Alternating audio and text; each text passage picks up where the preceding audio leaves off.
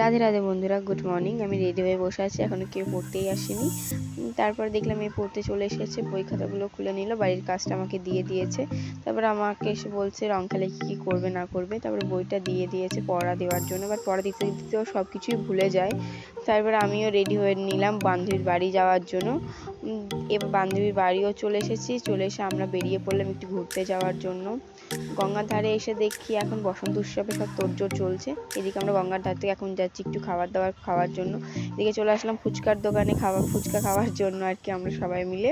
তারপরে গঙ্গার ধারে এসে দেখি এখন প্রোগ্রাম শুরু হয়ে গেছে। তারপরে দোলনায় বসবে বলে বোনগুলোর সাথে আবার কথা বলতেও চলে গেছে। এই সাইডে দেখি আবার ডান্সও শুরু হয়ে গেছে, তাই আমরা সবাই মিলে এখন ডান্সই দেখছিলাম।